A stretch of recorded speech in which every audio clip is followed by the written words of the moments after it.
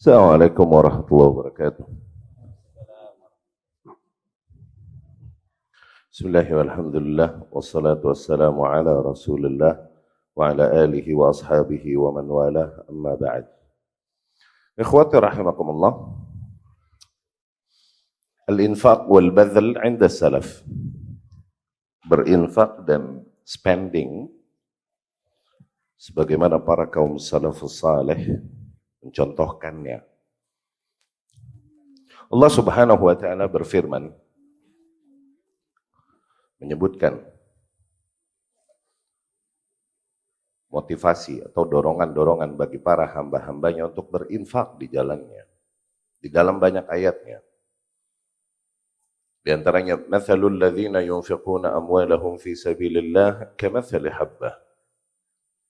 Perumpamaan mereka yang spending harta mereka di jalan Allah, yakni yang menginfakkan harta mereka di jalan Allah, perumpamaannya kamatsal habbah, sebagaimana sebuah benih. Ambatat minhu sab'a sanabil, yang dari sebenih itu muncullah 7 tunas, fi kulli sumbulah mi'atu habbah, dan dari setiap tunasnya tersebut akan kembali muncul 100 benih. Wallahu yudha'if liman yasha, dan Allah terus mengkali lipatkan bagi siapapun yang dikehendakinya. Wallahu wasi'un alim, dan Allah maha luas lagi maha mengetahui. Ayat ini adalah ayat-ayat di antara ayat-ayat yang sifatnya targhib bagi para hamba-hambanya untuk menginfakkan sebagian rizki yang Allah berikan padanya di jalan Allah Subhanahu wa taala. Bahwasanya Allah janjikan hal tersebut. Itu adalah hal yang akan berkembang. Apa yang kita korbankan di jalan Allah Subhanahu wa taala, Allah pasti mengetahuinya, dan Allah menjanjikan perkembangannya. Dan Allah menjanjikan itu adalah investasi yang sangat menguntungkan luar biasa. Allah pun berfirman, "Aminu billahi wa rasulihi." Berimanlah kalian kepada Allah dan Rasulnya. Wa anfiqu, dan berinfaklah. Mimma ja'alakum mustakhlafina fih, dari sebagian harta yang dijadikan pada kalian. Falladzina amanu minkum wa anfaqu lahum ajrun kabir. Sesungguhnya orang-orang yang beriman di antara kalian dan kemudian ia menginfakkan, yakni sebagian rizki yang Allah jadikan padanya, niscaya bagi mereka ganjaran yang begitu besar. Ya, dari ayat ini dapat ditangkap bahwa di antara konsekuensi keimanan atau di antara ciri mutlak baiknya nilai keimanan yang ada pada diri seseorang, bukanlah hanya dia mempercayai atau meyakini tentang Allah Subhanahu wa taala, keberadaannya dan lain-lain, dan juga meyakini Rasul sallallahu alaihi wasallam sebagai utusannya. Tapi lebih dari itu, terrealisasikan di mana ia mengorbankan hartanya yang dicintainya di jalan Allah Subhanahu wa taala, di jalan Rasulnya sallallahu alaihi wasallam. Itu di antara ciri-ciri keimanan yang kuat yang ada pada diri seseorang. Diriwayatkan Imam Bukhari dan Muslim rahimahullah dari Abu Hurairah radhiyallahu anhu, Nabi sallallahu alaihi wasallam bersabda, "Ma min yaumin yusbihul ibadu fihi illa malakan yanzilan." Tidaklah lewat satu hari pun yang seorang hamba memasuki pagi hari di dalamnya, yakni pastilah setiap pagi 2 malaikat turun kepada seorang hamba. 2 malaikat turun kepada seorang hamba. Yang satu malaikat tersebut kemudian berdoa, "Allahumma a'ti munfiqan khalafa." Ya Allah, berikanlah kepada si munfiq, yakni si orang yang mengorbankan hartanya di jalan Allah, khalafa, berikanlah gantinya bagi dia. Lihat, malaikat bahkan mendoakannya. Namun malaikat yang satu berkata, "Allahumma a'ti mumsikan talafa." Ya Allah, berikanlah kepada mereka yang menahan hartanya dari mengorbankannya di jalanmu, mereka yang bakhil, pelit dari berkorban di jalanmu, berikanlah kepada mereka kerugian, kehilangan, kenikmatan yang ada pada mereka. Lihat, di mana bahkan para malaikat di satu sisi mendoakan ganti, yang pasti ganti dari Allah berkali-kali lipat bagi mereka yang menginfakkan hartanya di jalannya. Di waktu yang sama ada juga malaikat yang mendoakan kerugian, kehilangan nikmat bagi mereka yang tak mau sharing di jalan Allah, tak mau spending di jalan Allah Subhanahu wa ta'ala.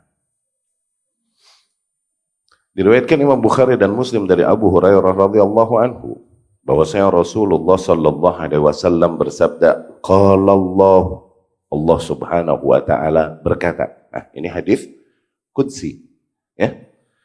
Anfiq ya ibna Adam, unfiq alaik. Berinfaklah kalian wahai anak-anak Adam. Niscaya aku akan berinfak kepadamu. Allahu Akbar. Maka sedekah, infak di jalan Allah dengan segala bentuknya, wakaf dan lain-lain adalah di antara kunci di mana kita menghadirkan kenikmatan-kenikmatan Allah Subhanahu wa taala ke atas kita. Anfiq ya ibna Adam, unfiq alaik. Berinfaklah, yakni korbankanlah harta kalian di jalan Allah Subhanahu wa taala. Unfiq alaik, niscaya aku pun akan berinfak kepadamu. Yakni Allah akan limpahkan bagimu nikmat-nikmatnya. Ya? Maka infak, nafkah di jalan Allah, berinfak di jalan Allah adalah di antara kunci untuk membuka nikmat-nikmat Allah, pintu-pintu nikmat Allah ke atas kita. Masih diriwayatkan Syaikhan Imam Bukhari dan Muslim rahimahullah dari Abu Hurairah radhiyallahu anhu, ia berkata, qala Rasulullah sallallahu alaihi wasallam, man tasaddaqa bi'adli tamrah min kasab tayyib wa la yaqbalu Allahu illa tayyib. Wa inna Allah yataqabbaluha biyaminih thumma yurabbiha li sahibih kama yurabbi ahadukum fuluwahu hatta takuna mithla al-jabal.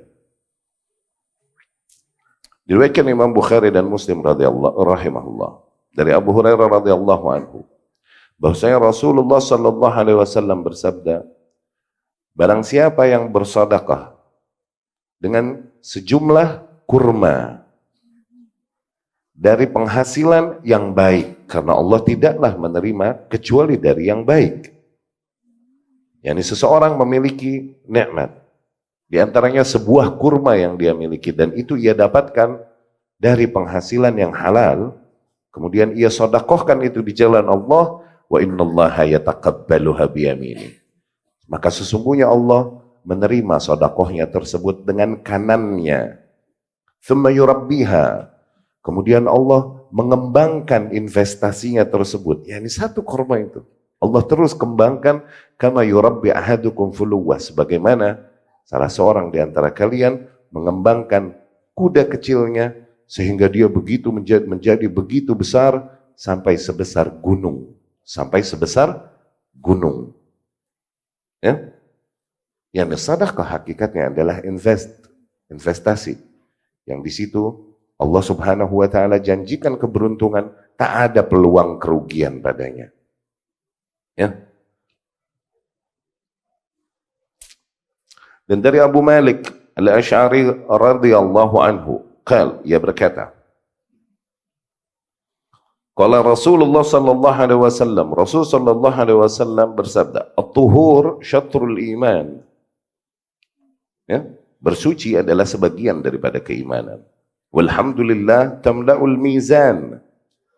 Dan zikir alhamdulillah itu memenuhi timbangan. Yani zikir yang disebutkan oleh seorang hamba, alhamdulillah, ini menjadi sebuah nilai yang menjadi timbangan berat di mizannya, di timbangan amal baik dia kelak. Alhamdulillah tamla'ul mizan. Wa subhanallah walhamdulillah tamla'ani wa tamla' baina as-sama' wal ard. Adapun zikir subhanallah walhamdulillah, maka itu memenuhi apa yang ada antara langit dan bumi. Allahu Akbar. Yani pahala yang didapatkan dari subhanallah walhamdulillah yang didapatkan seorang hamba, pahala tersebut begitu banyak sampai memenuhi antara langit dan bumi. Allahu Akbar. Wassalah nur. Dan salat adalah cahaya. Yani salat adalah sesuatu yang menjadi guidance bagi seorang hamba, bimbingan bagi seorang hamba. Wassadaqah burhan. Dan sedekah adalah burhan. Burhan yakni bukti konkret. Bukti konkret haknya keimanan yang memang ada pada hati seorang hamba. Dari situ tampak pada sedekah. Sedekah burhan. Ya. Wassabru dia. Dan bersabar adalah dia. Dia cahaya. Dia ini cahaya yang datang dari heat, dari panas. Berbeda dengan nur. Oke? Allah berfirman, وَجَعَلْنَا الشَّمْسَ ضِيَاءً وَالْقَمَرَ نُورًا. Atau وَجَعَلْنَا الْقَمَرَ نُورًا وَالشَّمْسَ ضِيَاءً. Allah jadikan bulan ini nur, cahaya. Syams, matahari, dia, cahaya juga. Kok ada nur, ada dia? Hah? Bedanya adalah, dia, ini cahaya yang dihasilkan melalui proses heat, panas. Demikian cahaya yang ada pada syams, matahari. Karena panasnya itu. Berbeda dengan qamar, nur, cahaya. Tapi enggak dari panas. Dia hanya reflecting. Dia hanya memantulkan cahaya. Dapat? Nah, sabr enggak dibilang nur, dibilangnya dia. Cahaya tapi dia. Karena ada heat, ada rasa panas dalam bertahan untuk sabar. Itu maksudnya. Zain? Sabru dia. Wal Quran hujjah lak aw alaik. Dan Al-Quran kelak menjadi hujjah bagimu atau hujjah ke atasmu. Yani hujjah bagimu adalah sesuatu yang menolongmu kelak. Bisa jadi juga Al-Quran kelak menjadi sesuatu hujjah alaik yang memberatkanmu kelak. Kullun nasi yaghdu. Dan setiap individu pastilah keluar rumah, melakukan usaha, mencari rizki. Pasti. Faba'i'un nafsah. Kemudian di dalam proses dan upayanya mencari rizki, pastilah setiap individu mempertaruhkan dirinya. Famu'tiquha au mubiquha. Di antara mereka ada yang di dalam upayanya melakukan upaya-upaya halal. Dari situ dia membebaskan jiwanya, yakni dari neraka, dari murka Allah. Di antara manusia ada yang melakukan upaya di dalam mencari rezeki, tapi dengan hal-hal yang tidak yang menghadirkan murka Allah, famubiquha. Maka dengan itu ia mencelakakan dirinya, mencelakakan jiwanya. Itu di antara ayat-ayat dan hadis-hadis, dan masih banyak lagi hadis-hadis dan ayat-ayat yang merupakan dorongan yang datang dari Allah dan Rasulnya Sallallahu Alaihi Wasallam bagi orang-orang yang beriman untuk menginfakkan harta mereka di jalan Allah.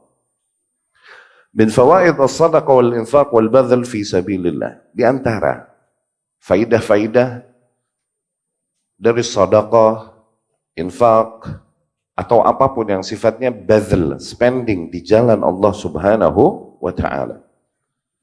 Sesungguhnya kebaikannya tersebut dapat dirasakan oleh manusia di dunia sebelum di akhirat. Di dunia sebelum di akhirat. Kebaikannya dapat dirasakan seluruh aspek kehidupan seorang hamba yang melaksanakannya berangkat dari keimanannya. Al-Imam Ibnul Qayyim rahimahullah berkata, fi sadaqah fawaid wa manafi' la yuhsiha illallah. Sesungguhnya di dalam praktek sedekah terdapat banyak faidah dan manfaat yang tidak terhitung, tidak mengetahui jumlahnya kecuali hanya Allah. Di antaranya annaha tudfi al-khati'ah. Di antaranya sedekah tudfi al-khati'ah. Dia menggugurkan dosa-dosa yang dilakukan seorang hamba. Dari situ Luqman menasihati anaknya. Luqman yang menasihati anaknya tauhid dan lain-lain. Ya bunayya la tusyrik billah inna syirka la zulmun azim. Di antara wasiat-wasiat Luqman yang direkam sejarah kepada anaknya, ya bunay in aznabt tasaddaq. Wahai anakku, apabila kau berbuat dosa, maka bersedekahlah. Allahu Akbar. tudfi al-khati'ah. Dia menghapuskan dosa-dosa. Ya. Wa tahfadzal mal, sedekah. Menjaga harta yang existing yang ada pada kita dengan bersedekah. Karena doa malaikat tadi, bagi mereka yang bersedekah, ya Rabbi, jadikanlah pengganti bagi apa yang disedekahkannya. Bagi mereka yang pelit di jalan Allah, menahan nikmatnya untuk berbagi di jalan Allah, malaikat mendoakan kerugian dan kehilangan baginya. Wa tajlib ar-rizq, sedekah mendatangkan rezeki.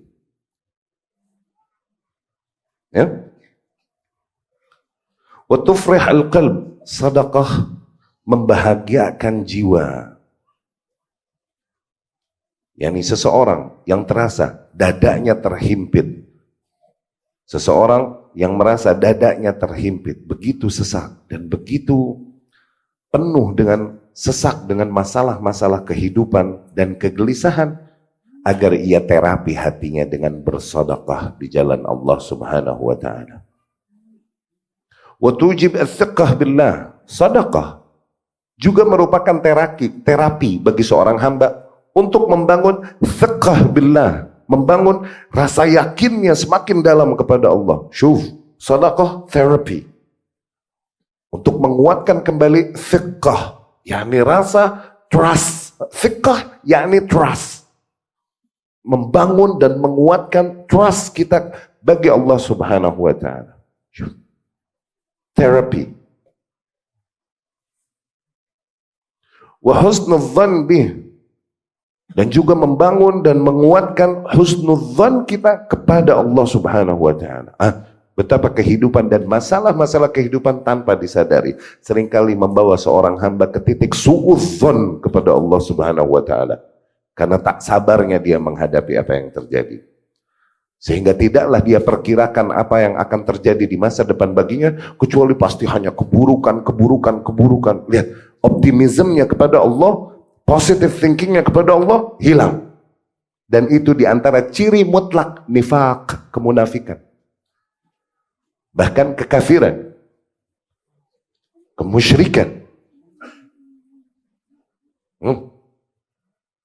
Al-munafiqin wal-munafiqat wal-musyrikin wal-musyrikat adh-dhannina billahi dhanna as-saw. Tuh Allah berfirman, kaum munafikin lelaki ataupun wanita, kaum musyrikin lelaki atau wanita yang senantiasa memprasangkakan kepada Allah prasangka yang buruk. Su'udzon. Apakah itu terbentuk pada diri kita karena sulitnya kehidupan yang kita hadapi? Hati-hati. Bagaimana menterapi diri kita untuk kembali membangun husnudzan kepada Allah Subhanahu wa taala? Sharing di jalan Allah, sedekah. Wa turghim asy-syaitan, sedekah menutup pintu syaitan. Turghim yani yaj'al anfa fir raghamah, seolah-olah kita menjenggut kepala syaitan dan menghempaskannya ke tanah. Tuh, turghim asy-syaitan. Dengan bersedekah seorang hamba itu bikin setan nyesek. Ya. Ente mau bikin setan sebel, mau nyebelin setan, sedekah. Mau besohib sama setan, mau bikin setan happy, pelit deh. Wa tuzakki an-nafs wa tunammiha, sedekah. Clarify your soul, mensucikan jiwamu. Wa tunammiha, dan mengembangkannya, yakni menjadikan jiwamu jiwa yang besar. Wa tuhabbib al-'abda ila Allah wa ila khalqih, sedekah menghadirkan cinta Allah bagi seorang hamba dan menjadikan kecintaan para makhluk kepada seorang hamba.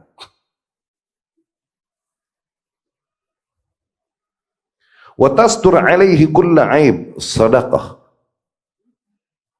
menutupi aib-aib yang dilakukan seorang hamba. Allah, betapa kita nih masih baik di mata orang lain, itu cuman karena satu hal, cuman karena Allah masih merahmati kita. Dari situ Allah tutupi aib kita.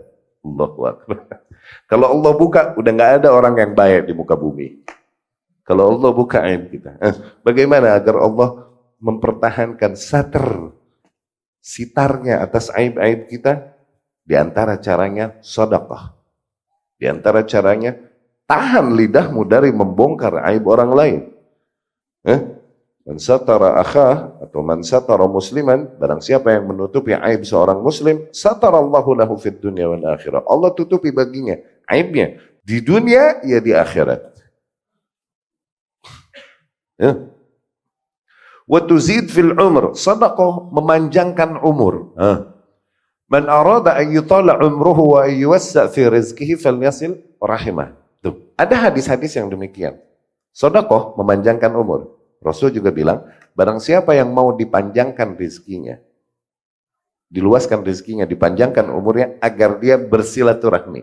Zen, bagaimana mempertemukannya dengan konsep di mana ajal telah ditentukan? Gimana? Bagaimana cara meyakininya supaya nggak kontradiktif? Tayyib, ajal udah ditentukan kan? Tertulis nggak di Lauhul Mahfuz? Zen? Nah, katanya sedekah, silaturahmi, memanjangkan umur. Yakni Lauhul Mahfuz ditipek, diedit, rufi'atil aklam, wa jaffatis suhuf. Pena-pena telah diangkat dan lembaran-lembaran tersebut telah mengering. Lalu bagaimana memahaminya? Di antara cara memahaminya yang disampaikan para ulama rahimahullah, yakni seseorang yang hidupnya misalnya 70 tahun, namun dengan bersedekah, dengan bersilaturahmi, maka dia seolah-olah memiliki amal soleh sebagaimana orang yang beramal soleh 100 tahun, 200 tahun. Itu maksudnya. As if, seolah-olah. Karena begitu besar pahala darinya, sehingga tercatat baginya amal-amal soleh sebagaimana amal soleh seseorang yang hidupnya lebih dari 70 tahun. Seolah-olah. Ya. Wa tastajlib ad'iyatan nas wa mahabbatahum. Sedekah menghadirkan doa-doa manusia bagimu dan kecintaan manusia bagimu. Wa tadfa'an sahibiha 'adzabal qabr. Ya, sedekah melindungi, menjauhkan dari pelakunya nih, menjauhkan pelaku sedekah dari azab kubur. Allahu Akbar. Kita Ahlus Sunnah meyakini akan adanya soal al-qabr, interogasi kubur. Sebagaimana kita meyakini adanya azab kubur atau nikmat kubur. Bagi mereka yang beriman kepada Allah, pada Rasulnya, dan hendak untuk menyelamatkan diri dari azab kubur tersebut, Allah dan Rasulnya kasih clues. Sedekah. Ya. Wa takun alaihi dhillan yaumal qiyamah. Sedekah kelak menjadi penaung baginya di hari kiamat, yakni di hari tiada naungan kecuali naungannya. Di mana matahari begitu dekat dari manusia. Wa tashfa' lahu 'indallah. Sedekah kelak akan menjadi syafaat baginya di sisi Allah Subhanahu wa taala. Wa tuhawwin 'alaihi syada'id ad-dunya wal akhirah. Sedekah akan meringankan bagi pelakunya syada'id ad-dunya wal akhirah. Kondisi atau situasi yang begitu menakutkan kelak, baik di dunia ataupun di akhirat. Kondisi menyulitkan, kondisi memberatkan, itu semua teringankan, baik di dunia ataupun di akhirat, dengan sedekah. Wa tad'uhu ila sa'ir a'malil bir fala tasta'si 'alaiha. Sedekah menjadi terapi bagi jiwa untuk lebih ringan untuk melakukan amal-amal, semua bentuk amal-amal yang sifatnya saleh. Sedekah menjadi bentuk terapi bagi jiwa, sehingga seorang hamba begitu mudah dan ringan dia untuk melakukan seluruh bentuk amal-amal saleh. Tidak lagi berat baginya. Demikian yang disampaikan Ibnul Qayyim rahimahullah. Di antara faidah-faidah sedekah baik di dunia ataupun di akhirat bagi jiwa seorang hamba. Ya. Maka berbahagialah seorang yang jahada nafsah, yang dia membawa dan mendidik dirinya untuk senantiasa tasaddaq, untuk senantiasa bersedekah di jalan Allah. Ya. Qabla ayyasat dan berbahagialah jiwa yang bersedekah bagi dirinya sendiri sebelum ia bersedekah bagi orang lain. Karena hakikatnya sedekah yang kita keluarkan bagi orang lain, kebaikannya itu bagi diri kita. Yani seseorang yang bersedekah kepada orang lain, hakikatnya dia sedang bersedekah bagi dirinya, bagi jiwanya, bagi keselamatan dirinya di dunia dan di akhirat.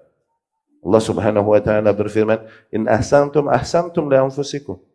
Apabila kalian berbuat ihsan, berbuat baik, hakikatnya kalian ini berbuat ihsan for your own good, bagi diri kalian sendiri, demi kebaikan kalian sendiri. Wa in asa'tum, dan apabila kalian lakukan perbuatan buruk, falaha, hakikatnya kalian sedang menjahati, berbuat buruk kepada diri kalian sendiri. Ya. Dikisahkan oleh Al-Imam Az-Zahabi rahimahullah, disebutkan di dalam kitabnya Tarikhul Islam, bahwasanya seseorang berkata kepada Al-Imam Abdullah ibn Mubarak, ya Abdullah ibn Mubarak nih imam, sampai bikin akran orang-orang yang selevel sezaman sama dia minder. Ya? Sampai Ibnu Uyainah ini bilang, "Nazartu fi ashabi Rasulullah sallallahu alaihi wasallam." Aku lihat pada para sahabat Rasul sallallahu alaihi wasallam, fi amri sahabat. Wa amri Abdullah ibn Mubarak, dan aku lihat bagaimana Abdullah ibn Mubarak. Falam ara lahum alaihi fadlan illa ayyashaban Nabi sallallahu alaihi wasallam. Dan sungguh aku tidak melihat keutamaan sahabat daripada Abdullah ibn Mubarak, kecuali mereka bersohib aja sama Nabi sallallahu alaihi wasallam. Wa yaghzu ma'ah, dan berperang bersama Nabi sallallahu alaihi wasallam. Selevel itu Abdullah ibn Mubarak. Selevel itu sampai bikin minder yang lain akrannya. Nanti ada kisah tentang Abdullah ibn Mubarak. Oke? Dikisahkan oleh Imam Az-Zahabi di Tarikhul Islam, seseorang mendatangi Abdullah ibn Mubarak dan dia berkata, "Kurha kharajat min rukbati." Ini dengkulku luka korengan. Oke, sampai benanah, borok, oke, sampai benanah. Mudz sab'i sinin, udah 7 tahun, nggak sembuh-sembuh. Wa qad alajtuha bi anwa'il ilaj, dan sungguh aku udah obatin dengan berbagai macam pengobatan. Lihat, perhatikan hal ini. Buat yang korengan, tapi nggak mesti koreng doang. Any disease, bentuk penyakit apapun. Okay? You can treat them with sadaqah. Kalian bisa mencoba menyembuhkannya dengan sedekah. Coba. Okay? Seseorang datang kepada Abdullah ibn Mubarak. Ya imam, ya ayah borok dituur ya cenah. Ini ada koreng, benanah di dengkulku. Mudz sab'i sinin. Ini udah 7 tahun. Nggak kelar-kelar, nggak sembuh-sembuh. Aku telah obati dengan berbagai macam pengobatan. Wa sa'altul atibba, dan aku udah tanya dokter-dokter. Falam antafi' bih, tapi nggak ada yang berefek. Tetap aja borokan, nggak sembuh-sembuh. Qal Abdullah ibn Mubarak berkata, "Izhab wahfur bi'ran." Coba kau pergi, wahfur bi'ran fi makan hajatin ilal ma. Cari sebuah tempat yang membutuhkan air, kemudian galikan sumur di sana. Yani buatkan sumur bagi mereka yang berada di tempat yang butuh air. Fa inni arju an yumba hunak ainan wa yumsak an kadam. Aku harap nanti akan muncul air di tempat tersebut yang kau buatkan bagi mereka sumur, dan dengan itu akan tertahan darimu darahmu ini, yakni lukamu. Fafa'al, akhirnya orang tersebut menuruti nasihat Abdullah ibn Mubarak, wa bari, dan dia sembuh. Ya. Coba dicek lagi eta borok, dicager-cager, cing sodakoh cing. Ya. Bismillah, coba. Bismillah, coba. Berangkat dari keimanan. Ya. Penyakit apapun. Ketika kau berharap kesembuhan padanya, Coba terapi dengan sedekah. Zen?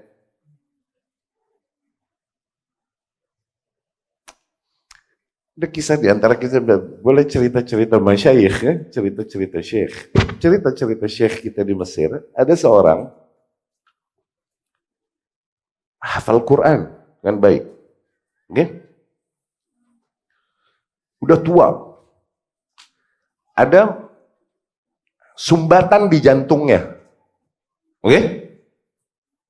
Dan dia mau dioperasi. Biasanya dipasang apa? Ring. Ya. Iya gak? Pasang ring.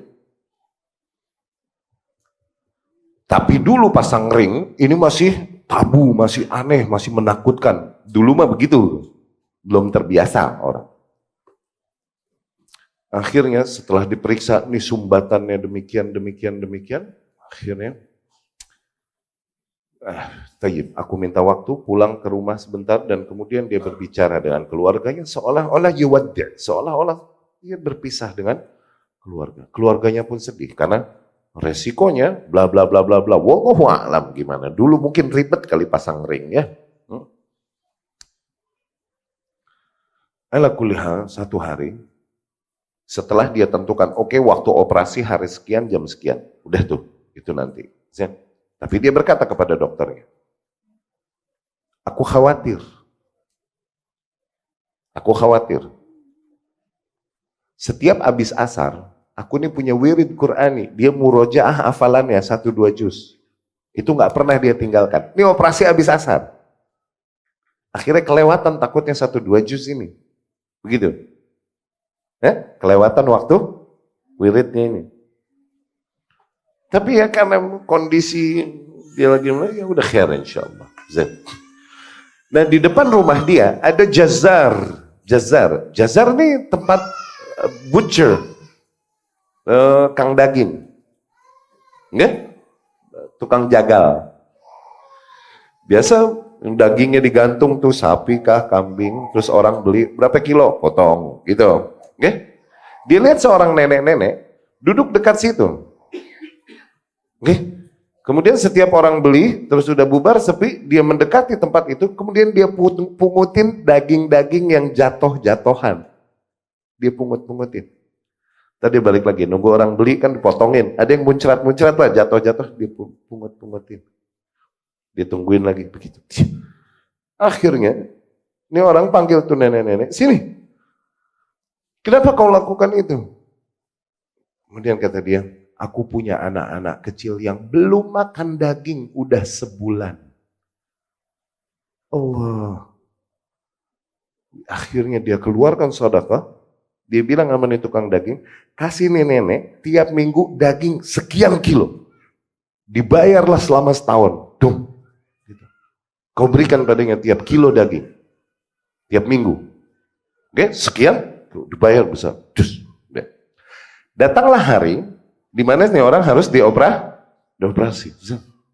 Ketika berangkat operasi, kemudian periksa lagi, periksa, dokternya kaget. Loh, kemana nih sumbatannya? Hilang. Seperti apa yang kau lakukan di rumah? Kagak, majelas, ngegahwa. Kok kemana nih sumbatannya? Kok hilang? Nggak tahu.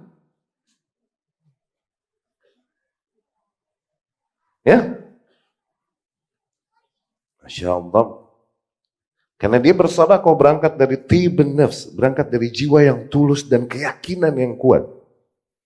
Dia nggak meniatkan dengan sedekah ini semoga Allah sembuhkan sakitku. Enggak meniatkan itu. At least dia ikhlas, udah lakukan, udah berbagi. Allah berikan baginya solusi permasalahannya. Akhirnya nggak jadi operasi. Ini diantara kisah yang kami dengar dari syekh-syekh kami ketika di Mesir. Ya. Qala al-Hafiz Ibnu Hajar al-Asqalani rahimahullah. Al-Imam Hafiz Ibnu Hajar al-Asqalani beliau berkata, "As-sadaqah min dawafi'il azab." Sedekah adalah di antara penolak azab. Di antara hal yang paling efektif untuk menolak azab. Li'annahu amarahunna bisadaqah. Dikarenakan Rasul SAW memerintahkan para kaum wanita untuk bersedekah. Maksudnya ini. Rasul lagi kumpulin para kaum wanita. Kemudian Rasul berkata SAW kepada para kaum wanita, "Ya ma'syaran nisa, inni ra'aitukun aktsara ahlin nar." Wahai sekalian kaum wanita, sesungguhnya aku lihat nih, kalian nih penduduk neraka paling banyak. Syuf. Rasul bilang Rasul lihat, berarti lagi di mana? Lagi di mana berarti? Isra? Karena ditunjukkan baginya surga, tunjukkan baginya neraka. Aku melihat kalian ini penduduk neraka terbanyak. Rasul berkata kepada mereka, "Ya ma'syaran nisa tasaddaqna." Wahai sekalian kaum wanita, banyak-banyaklah kalian bersedekah. Karena aku melihat kalian kebanyakan penduduk neraka. Noh. Apa urusannya sedekah sama neraka? Apa urusannya sedekah sama neraka? Itu nggak ada jawaban lain. Semua penjelasan ulama sama. Berarti sedekah di antara hal yang paling efektif menjauhkan seorang hamba dari neraka. Rasul bilang, wahai sekalian wanita, bersedekahlah kalian. Karena aku lihat kalian kebanyakan penduduk neraka. Wa ma lis-sadaqah wan nar. Apa urusan sedekah sama neraka? Apa maksudnya? Sedekah paling efektif. Kalaupun cuma sedikit. Rasul berkata sallallahu alaihi wasallam, "Walau bisyaqqit tamrah, ittaqun nar." Selamatkan diri kalian dari neraka. Walau bisyaqqit tamrah. Kalaupun cuma dengan korma sepotong, nggak atu lagi. Sepotong korma yang kau bisa sedekahkan, sedekahkan. Itu efektif menjauhkanmu dari neraka. Ya. As-sadaqah tamhu katsiran minadz dzunub. Masih beliau rahimahullah berkata, sedekah menghapuskan banyak dosa-dosa allati tudkhilun nar, yang akan memasukkan seorang hamba ke dalam neraka. Wal yasir minas sadaqah yastur al mutasaddiq minan nar. Bahkan sedekah yang sedikit aja itu bisa melindungi seorang hamba dari api neraka. Itu tadi maksudnya sabda Rasul sallallahu alaihi wasallam di hadisnya Adi bin Hatim rahimahullah diriwayat Imam Bukhari dan Muslim. Ittaqun nar walau bisyaqqit tamrah. Ya, selamatkanlah diri kalian dari neraka. Kalaupun cuma dengan sepotong korma. Tayyib. Contoh-contoh dari riwayat-riwayat yang diriwayatkan dari salafus saleh tentang bagaimana mereka bersedekah, berinfak di jalan Allah, berwakaf di jalan Allah. Dan ini semua diantara bentuk-bentuk berkorban di jalan Allah subhanahu wa ta'ala. Dengan mengorbankan sebagian nikmat yang ada pada mereka bagi kebaikan-kebaikan yang berkaitan dengan agama Allah subhanahu wa ta'ala. Bagi Allah dan Rasulnya sallallahu alaihi wasallam. Lamma qadimal muhajirun ilal Madinah istankaru ma'aha. Ketika para kaum muhajirin sampai Madinah, orang muhajir ini istankaru ma'aha, yani ngerasain air di Madinah nih nggak seger, nggak ajib. Nggih? Nggak segar sebagaimana air yang biasa mereka minum. Wa lam yakun fiha ma yusta'dzab. Nggak ada air yang ajib di Madinah. Kecuali satu bi'r, satu sumur doang. Yuqalu laha Rumah. Nama sumur tersebut sumur Rumah. Rumah. Okay? Wa kana sahibuha yabi'al qirbah minha bimud. Tapi si pemilik sumur ini dia jual airnya. Okay? Seember nih bayar pakai satu mud, yakni dengan segenggam gandum. Mungkin ajib amat air tuh dijual. Gitu. Maka Nabi SAW pun mulai berkata, "Man yashtariha min khalisi mali fayakunu dalbuhu fiha kadula al-muslimin." Siapa yang mau membeli sumur itu dari hartanya, dengan hartanya, maka jadilah kelak embernya dia sebagaimana embernya para kaum muslimin. Yani dia mendapatkan pahala dari setiap muslim yang mengambil sisiuk. Apa bahasa kerennya sisiuk? Ya, dari setiap muslim yang meraih air di situ, mengambil air di situ. Okay? Walahu khairun minha fil jannah. Dan bagi orang tersebut kelak dia mendapatkan nikmat-nikmat dan kebaikan-kebaikan baginya di surga kelak. Rasul langsung memotivasi para sahabatnya radhiyallahu anhu. Seringkali demikian. Setiap ada kebutuhan, dia tawarkan pada para sahabatnya. Siapa yang mau nih? Siapa yang mau handle nih? Siapa yang mau beresin? Gitu. Selalu begitu.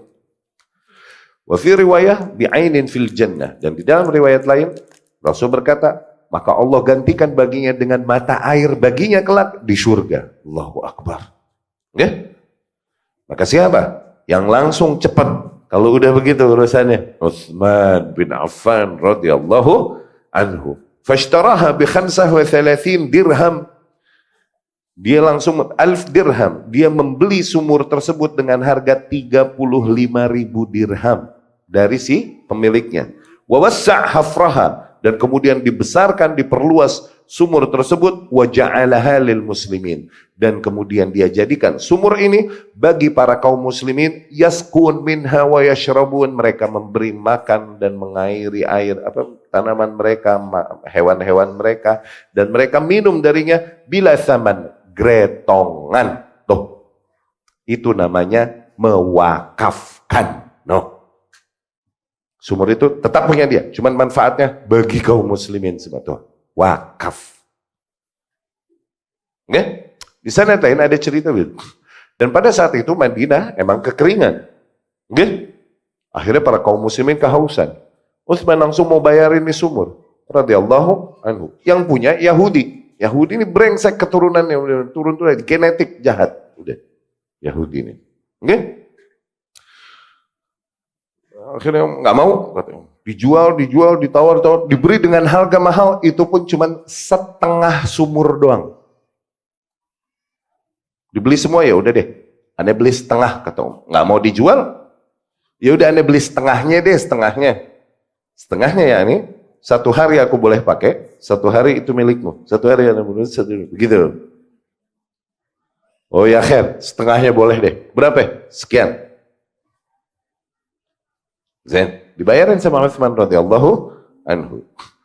Akhirnya kaum muslimin dikasih sama Utsman, ambil air yang kalian mau di hariku. Langsung diberikan oleh Utsman kepada para kaum muslimin. Akhirnya kaum muslimin cuma ngambil air di harinya Utsman doang.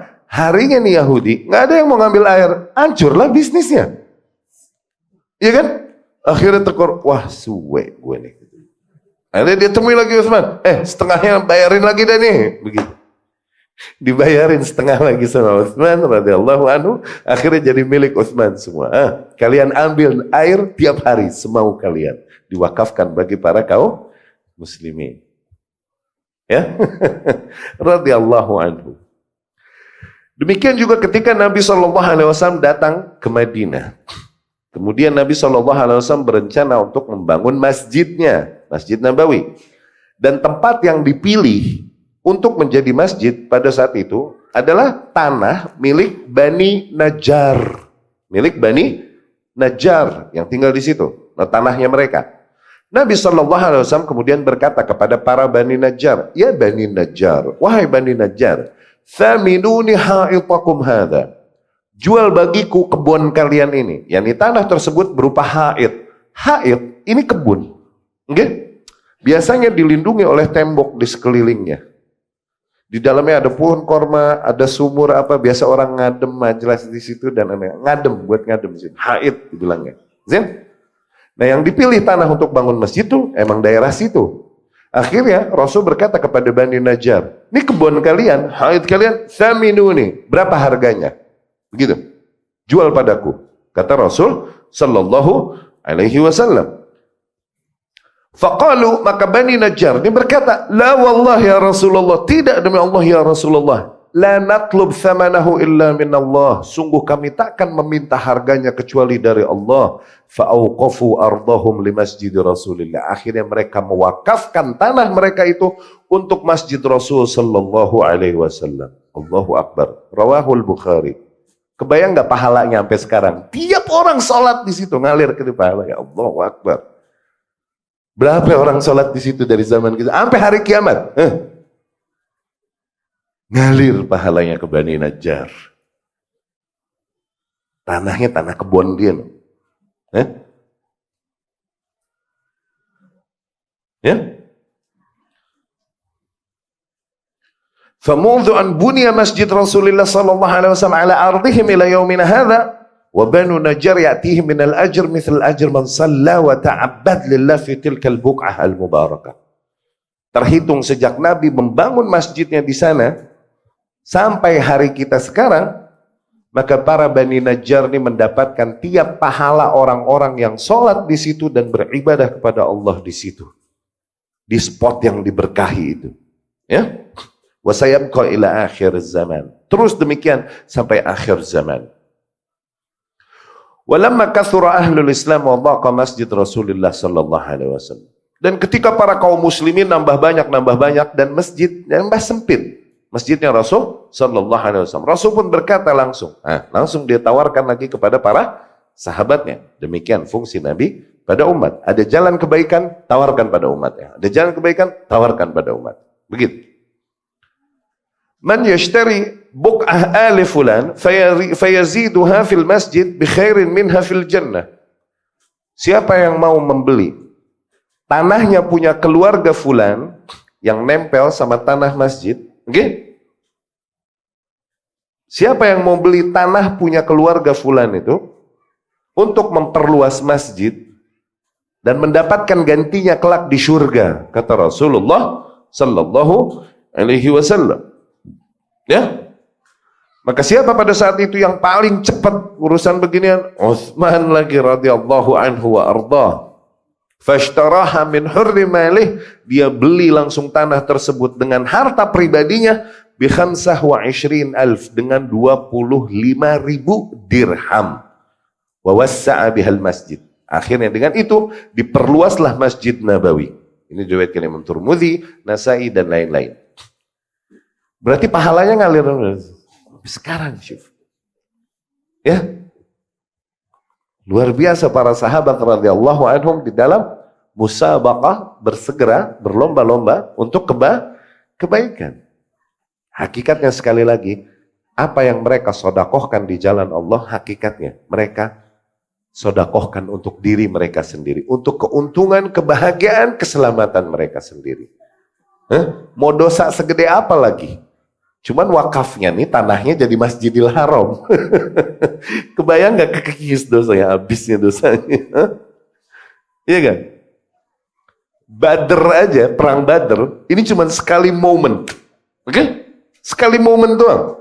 Tapi keagungan Badr, sampai Allah berkata kepada Rasul yang sallallahu alaihi wasallam, Rasul berkata, "La'alla Allah qad ittala 'ala ahli Badr, i'malu ma syi'tum faqad ghafartu lakum." Lakukan apapun yang kalian mau, sungguh telah aku ampuni bagi kalian. Perang Badr. Satu momen. Ini sekarang nggak satu momen, sesuatu yang ngalir, jariah, terus dipakai sholat. Oke? Maka betapa kemuliaan demi kemuliaan demi kemuliaan yang mengalir bagi mereka yang mewakafkan tanahnya untuk itu. Luar biasa. Ya? Allahu Akbar. Maka celakalah bagi tangan dan pena mereka yang seringkali menulis keburukan tentang Utsman dan mencela-cela Utsman radhiyallahu anhu. Demikian Abu Talhah Al-Ansari radhiyallahu anhu, min aktsar ahli Madinah malan min nakhl. Dia adalah di antara para penduduk Madinah yang paling banyak pohon kormanya, yakni raja kebun, raja kebun. Okay? Pohon kormanya paling banyak. Abu Talhah Al-Ansari radhiyallahu anhu. Wa kan anfas amwalihi busnan yuqalu lahu Bayruha. Dan yang paling favorite, harta dia yang paling favorite, oke? Tamannya dia, tanah yang jadi tamannya dia, yakni kebunnya itu, yang namanya Bayruha, ini yang paling dia cintai. Oke? Wa huwa bustan jamil qurba Masjid Rasulullah. Itu adalah sebuah taman yang sangat indah di dekat Masjid Rasul sallallahu alaihi wasallam. Nabi sallallahu alaihi wasallam yadkhulu, seringkali Nabi masuk ke taman tersebut dan santai-santai ngadem di situ, minum dari situ dan lain-lain. Karena nyaman sekali tanahnya Abu Talhah Al-Ansari. Falamma nazala qaulullahi ta'ala fi surah Ali Imran. Tapi ketika turun firman Allah Subhanahu wa taala di surah Ali Imran, lan tanalul birra hatta tunfiqu mimma tuhibbun. Sungguh kalian belum sampai derajat bir. Yakni derajat orang yang berbuat kebaikan dengan level tertinggi. Sungguh kalian belum sampai derajat bir sampai kalian menginfakkan di jalan Allah apa-apa yang kalian cintai. Yani orang seringkali mensodakohkan dan meninfakkan sesuatu yang toh udah nggak kepake, begitu kan? Beda dong pahalanya sama orang yang mensodakohkan sesuatu yang emang it's his favorite, emang ini favoritnya dia. Pahalanya beda. Nah, lan tanalul birra hatta tunfiqu mimma tuhibbun. Tidaklah kalian mendapatkan bir sampai kalian sodakohkan, infakkan di jalan Allah apa-apa yang kalian cintai. Justru apa yang kalian cintai yang kalian sodakohkan. Ketika turun ayat tersebut, surah Ali Imran, okay? Abu Talha langsung mendatangi Nabi SAW dan dia berkata, ya Rasulullah, sesungguhnya Allah berfirman, lan tanalul birra hatta tunfiqu mimma tuhibbun. Wa inna ahabba amwali ilayya bayruha, dan sesungguhnya hartaku yang paling aku cintai ya Rasulullah adalah kebun itu tuh, bayruha. Wa innaha sadaqah lillah arju barraha wa dhakharaha indallah. Maka aku jadikan itu sedekah bagi Allah ya Rasulullah. Aku mengharapkan kebaikan darinya dan mengharapkan itu sebagai tabungannya kelak di akhirat. Ya? Di sisi Allah Subhanahu wa ta'ala. Fadha'ha haitsu arakallah ya Rasulullah. Maka arahkan tanah tersebut ya Rasulullah kemanapun menurutmu baik. Ya, biar Rasul yang mengarahkannya sallallahu alaihi wasallam. Nabi sallallahu alaihi wasallam berkata, "Bakhin, dzalika mal rabi." Bakhin ya. Gitu. Luar biasa gitu. Sungguh itu harta yang sangat beruntung, yang sangat menguntungkan, perdagangan yang sangat menguntungkan. Okay? Wa qad sami'tu ma qult. Aku telah dengar yang kau katakan wahai Abu Talha. Wa inni ara an taj'alaha fil aqrabin. Tapi menurutku lebih tepat kau bagikan itu bagi kerabat-kerabat dekatmu. Okay? Abu Talha pun berkata, "Af'al dzalika ya Rasulullah." It's done. Aku lakukan itu ya Rasulullah. Akhirnya kebun tersebut dipecah-pecah sama Abu Talha dan dihibahkan bagi para akrabin, kerabat-kerabat. Ya. Muttafaqun alaih. Itu diriwayatkan Imam Bukhari dan Muslim rahimahullah.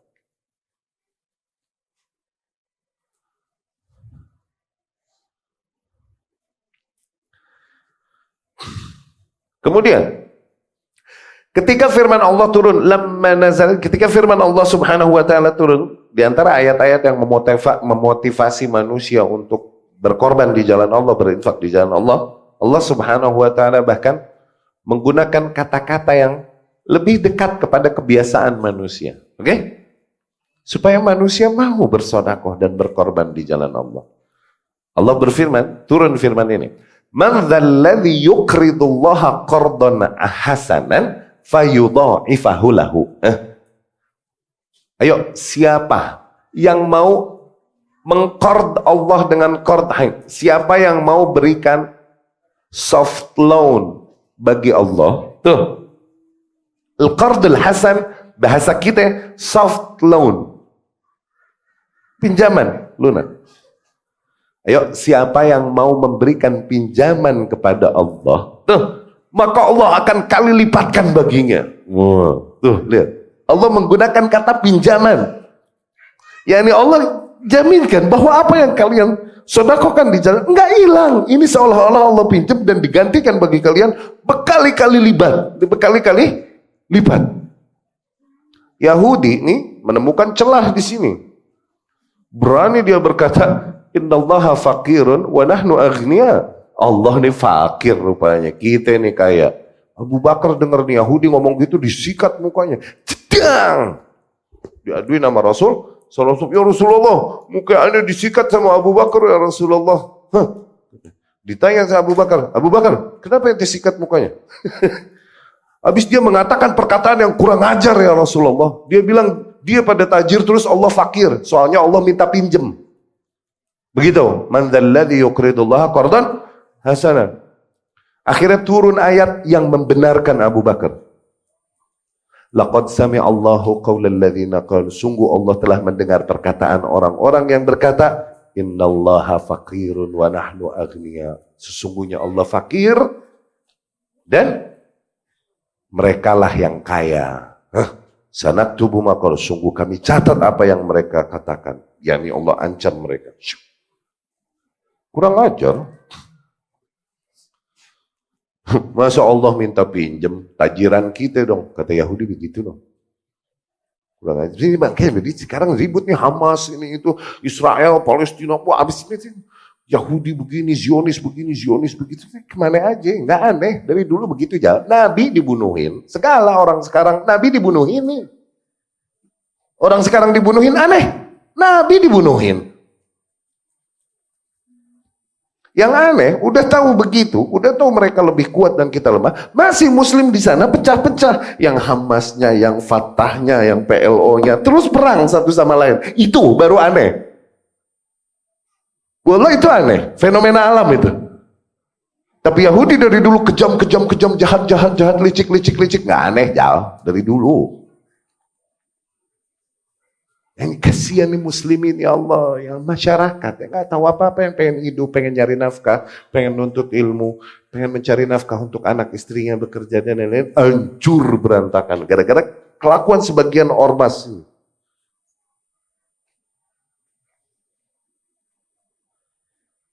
Hancur kaum muslimin habis.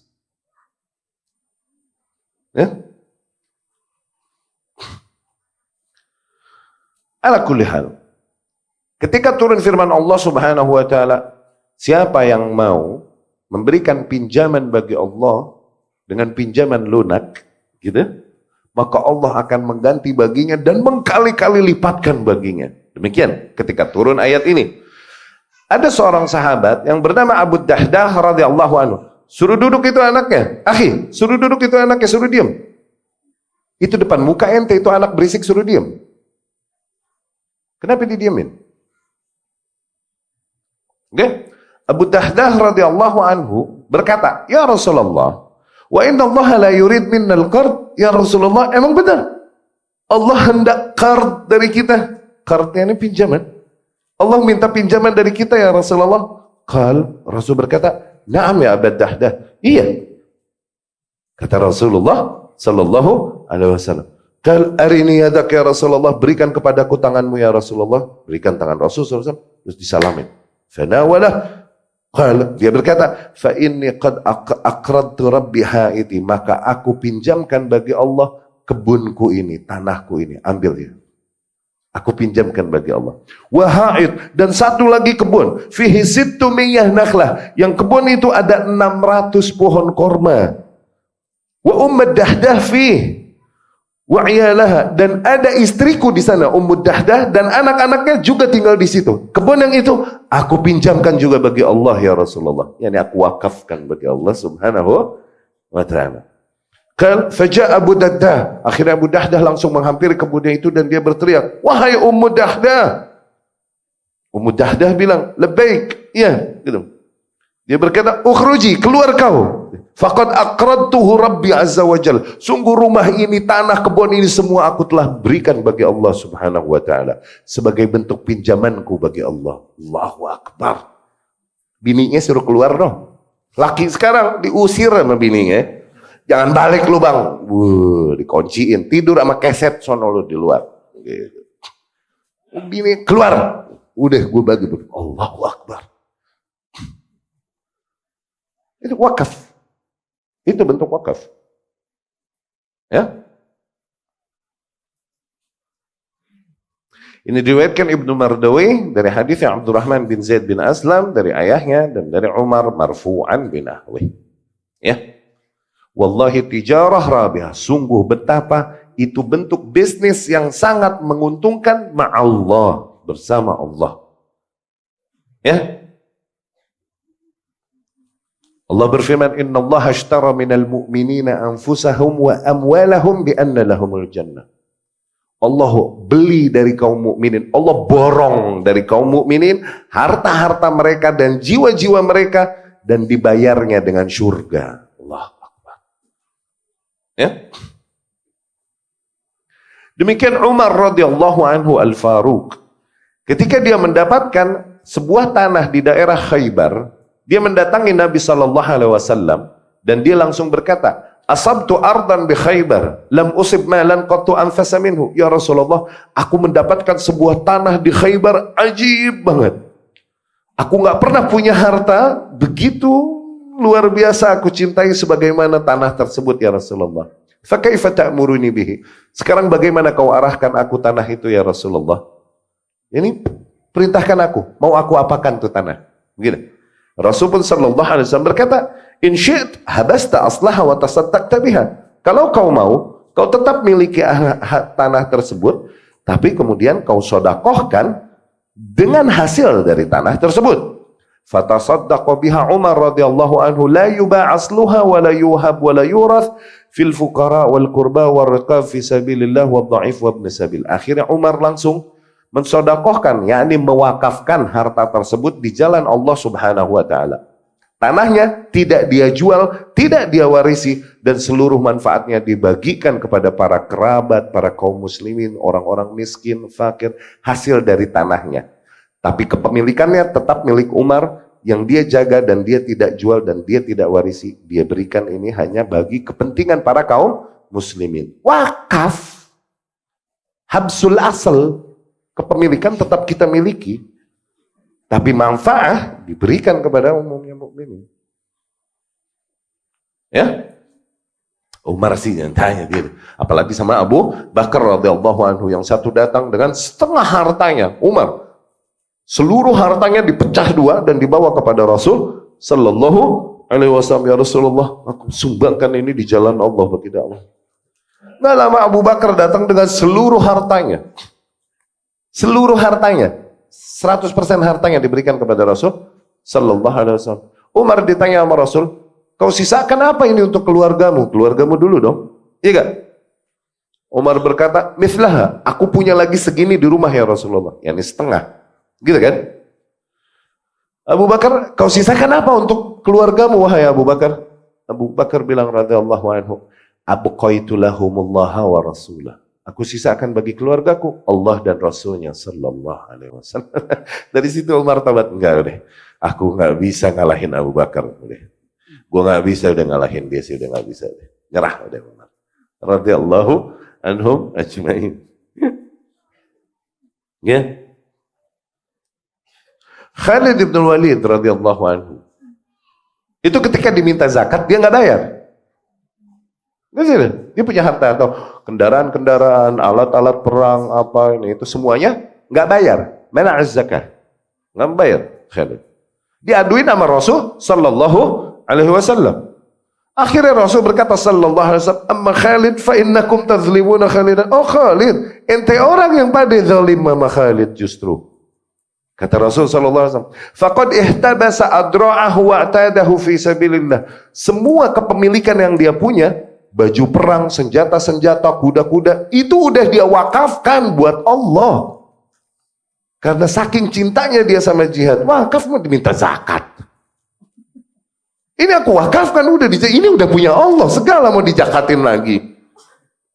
Udah habis semuanya, jiwanya, raganya, semua harta yang ada padanya udah dia infakkan di jalan Allah untuk perang di jalan Allah. Ya jangan diminta zakat, lu yang pada zalim sama Khalid. Begituin sama Rasul sallallahu alaihi wasallam.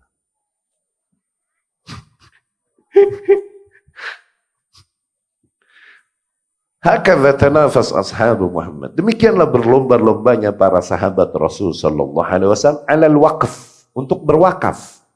Alladhi huwa min anfa' wa anwa' as-sadaqat, yang dimana wakaf adalah di antara bentuk yang paling bermanfaat dari bentuk-bentuk sedekah, wa afdaluha, bahkan paling utama, wa aktsaruha ajran, dan paling banyak pahalanya.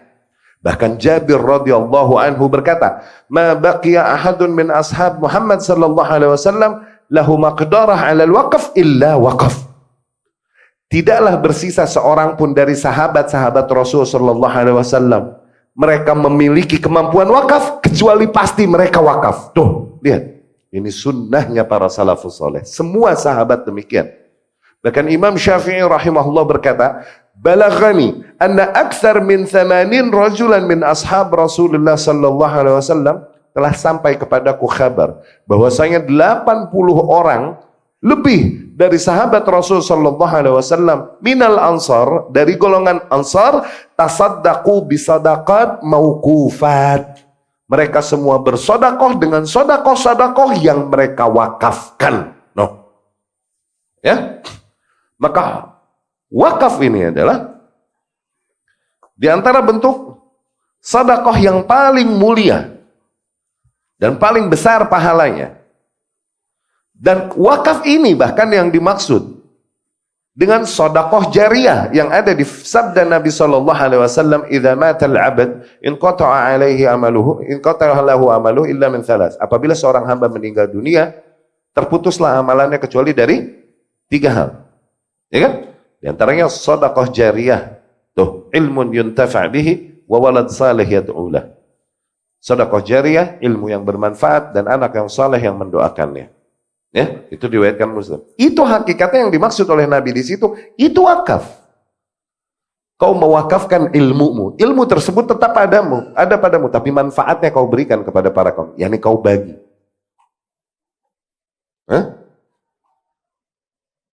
Sodakoh yang kau keluarkan di jalan Allah subhanahu wa ta'ala, hakikatnya tidak hilang bagimu, Allah gantikan bagimu, tapi manfaatnya kau bagi kepada para kaum muslimin.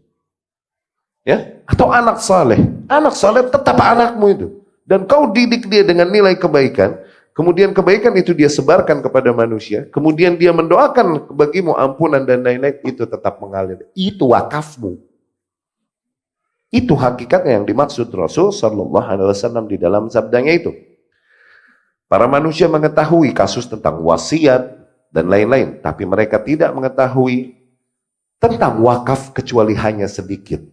Ya, dari efeknya, manfaat-manfaatnya, dan pintu-pintu yang banyak sekali pahalanya di sana. Maka dari situ kita melihat budaya wakaf telah semakin asing di antara kaum muslimin, terutama di zaman kita.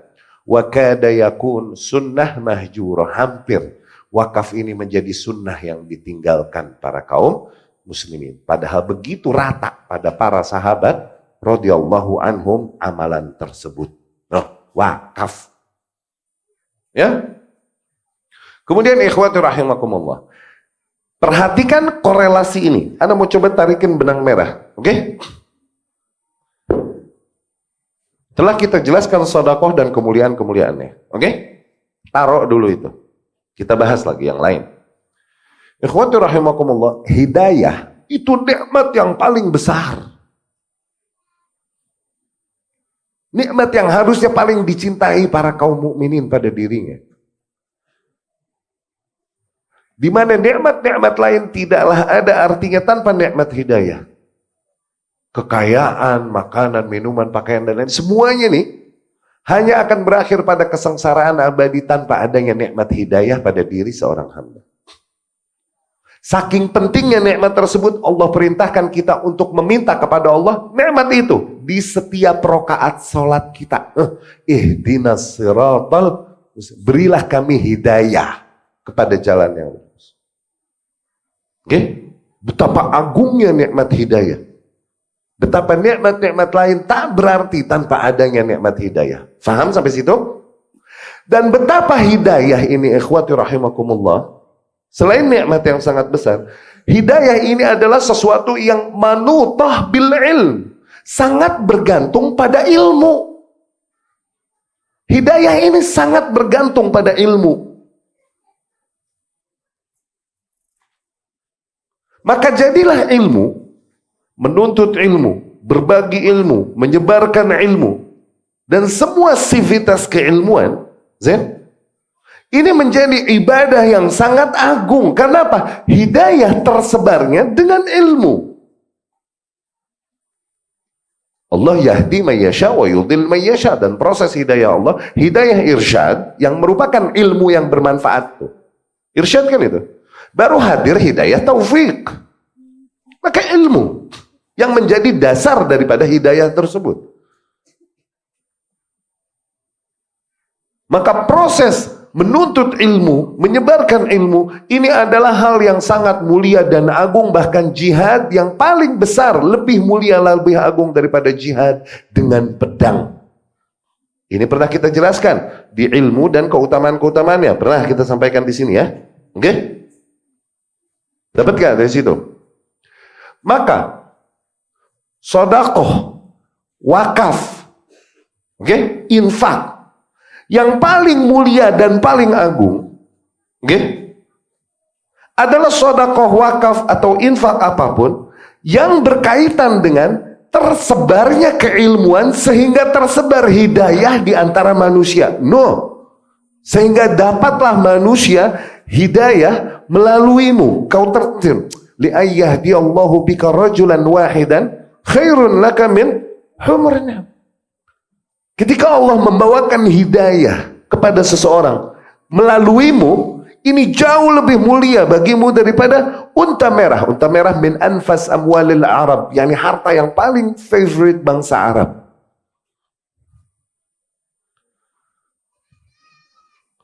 Dapat nggak korelasinya? Maka dua amalan yang sangat besar dan mengalir pada ilmu sendiri tanpa sedekah, ini juga hal yang terus mengalir pahalanya kepada seluruh sivitasnya. Awas, bukan hanya kepada ahli ilmu. Awas, kepada seluruh sivitasnya. Penuntut ilmu, fasilitator ilmu. Panitia kajian, fasilitator ilmu. Atau ya nih, orang-orang yang membentuk sebuah tim yang kemudian di situ diajarkan, mereka membuat tugas-tugas dan mengajarkan tauhid, mengajarkan sunnah. Bentuknya yayasan kah atau apa seperti yang kita jalankan ini, Allah selain. Dan semoga yang seperti ini dijalankan juga oleh para kaum muslimin lain di tempat mereka masing-masing. Ilmunya ini sendiri, ini menjadi pahala yang sangat agung karena mengalir ilmu yang bermanfaat.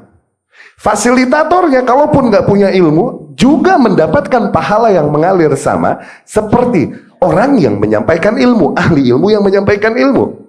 Man da'a ila hudan kan lahu mithla ajr fa'ilih bidun ayanqusa min ujurihim syai'a.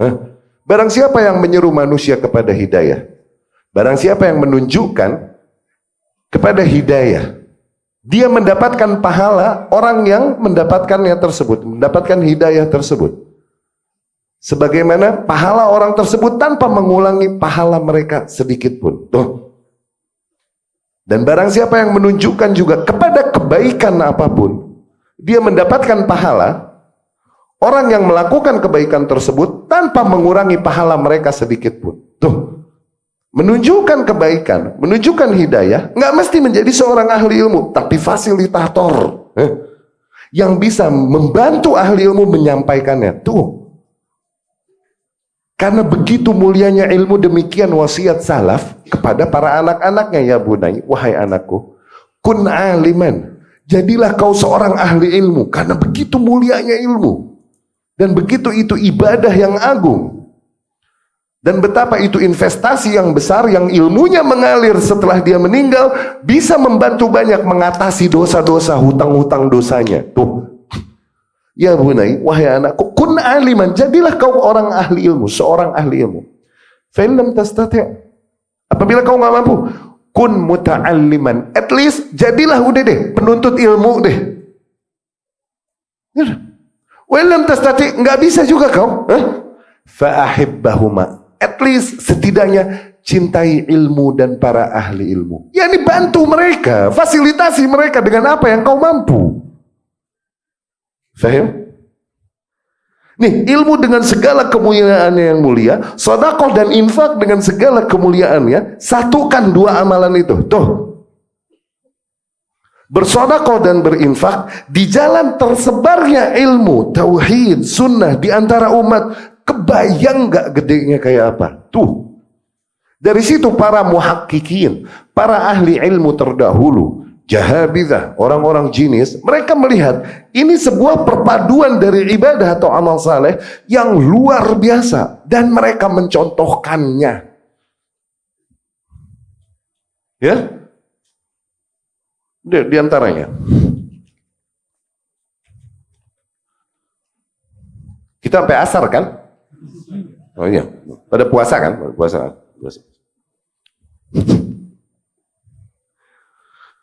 Di antara Al-Imam Ibnu Syihab Az-Zuhri rahimahullah. Lais bercerita rahimahullah, Ibnu Syihab biasa seringkali dia ketika menyampaikan ta'limnya, dia menutupnya dengan doa. Allahumma as'aluka min kulli khairin ahata bihi ilmuk fid dunya wal akhirah. Ya Allah, aku mohon seluruh kebaikan yang ilmumu mengetahuinya baik di dunia ataupun di akhirat. Yani seluruh bentuk kebaikan yang Allah ketahui, aku mohon kepadamu ya Allah. Begitu. Wa a'udzubika min kulli syarrin ahata bihi ilmuk fid dunya wal akhirah. Dan aku berlindung kepadamu dari segala jenis keburukan yang ilmumu mengetahuinya ya Allah. Tuh. Ya, itu diantara doa jami', doa yang mengumpulkan seluruh bentuk kebaikan. Lais bin Sa'ad bercerita bahkan, wallahu a'lam, dia ini yang menjadi motivasi juga dan tauladan bagi Lais nantinya Ibnu Sa'ad melakukan apa yang dilakukannya. Oke, kita cerita dulu. Wa kan min askhaman ra'ait. Ibnu Syihab Az-Zuhri ini orang yang paling dermawan yang pernah aku lihat. Kan yu'ti fa idza faragh ma ma'ah yastalif min abidi. Dia selalu membagikan harta-hartanya terus. Ya, ini sama para talabah. Zuhri ini ngeriwayatin hadis. Okay?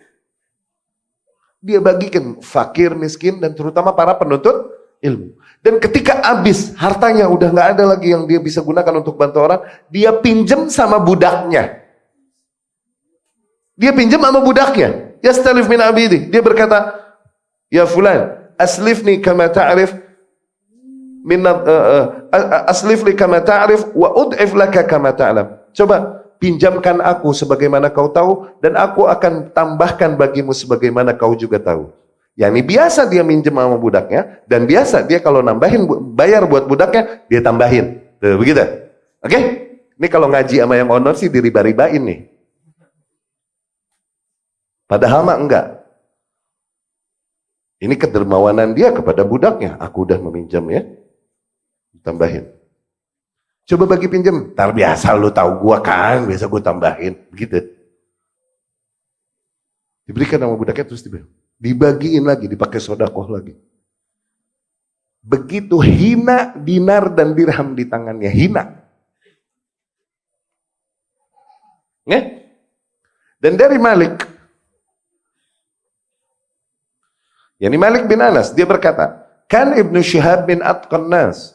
Ibnu Syihab Az-Zuhri di antara orang-orang yang paling bertakwa. Falamma asab tilkal amwal, qala lahu maulan wa huwa ya'idhu, qad ra'ait ma marra bika min ad-dhiq, fanzur kayf takun, amsik 'alayka malak. Ibnu Syihab Az-Zuhri orang yang di antara orang yang paling bertakwa. Ketika suatu hari dia dapat harta banyak, oke? Maulanya, yakni pekerja-pekerjanya menasehatinya, menasehati Ibnu Syihab Az-Zuhri. Sungguh aku telah melihatmu waktu kagak punya duit banget. Nah sekarang ada duit. Tahan dikit buat diri ente. Begitu maksudnya. Jangan di spending mulu buat sodako. Begitu sampai budaknya nasehatin dia no. Tahan jal, yani tahan. Ya Iman tahan. Ansik. Tahan untuk kepentingan dirimu sendiri. Aku tahu waktu kau lagi nggak punya duit, lagi puyeng gimana, soalnya aku tahu. Jadi lagi nggak punya duit, ntar minjem sama gue kan? Begitu maksudnya. Oke? Okay? Tapi dia berkata, rahimahullah, ketika dikata ansik alaik malak, tahan bagimu hartamu. Oke? Okay?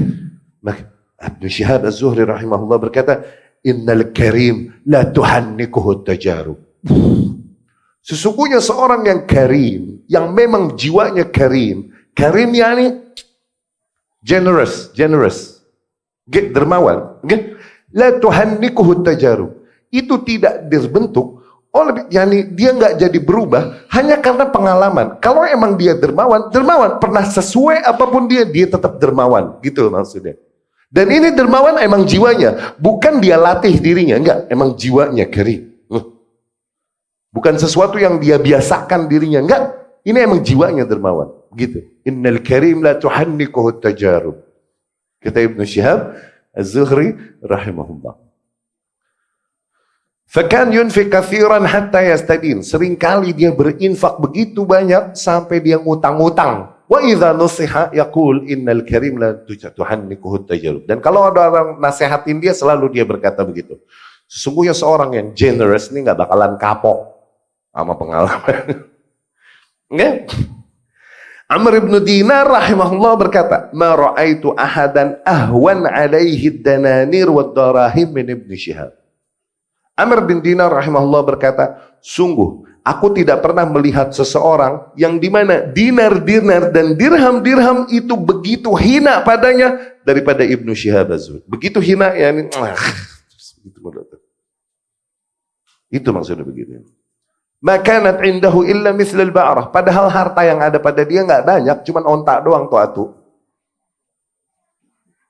Lihat. Karena dia tahu itu investasi yang sangat besar. Kemudian Abdullah ibn Mubarak sendiri rahimahullah. Ya, Abdullah ibn Mubarak sih deh. Jangan dia omong gitu. Nih. Terkenal dengan jud. Jud yakni dermawan. Seringkali dia melunasi hutang-hutang orang yang terbelit hutang. Ya. Diriwayatkan Ibnu Mubarak rahimahullah seringkali pergi melewati perjalanan, melewati daerah namanya Tarsus.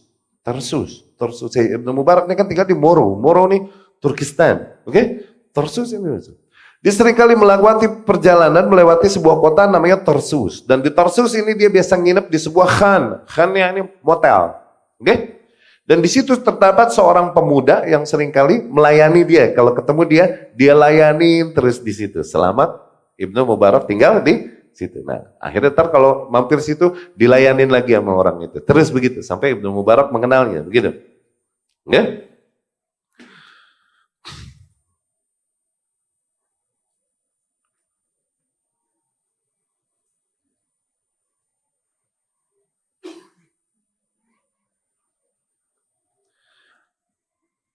Pemuda tersebut yaqum bihawaijihi wa yasma' minhul hadis. Pemuda tersebut biasa melayani kebutuhan-kebutuhan Ibnu Mubarak dan mengambil hadis-hadis dari Ibnu Mubarak, mendengar hadis. Faqadima Abdullah marrah falam yara. Nah, suatu hari dia datang lagi ke daerah Tarsus, tapi tuh anak muda nggak ada. Fa kharaja fin nafir musta'jilan falamma raja, dan kemudian pada saat itu Abdullah Ibnu Mubarak lagi sibuk, dia mesti keluar dulu sebentar bersama beberapa orang rombongan.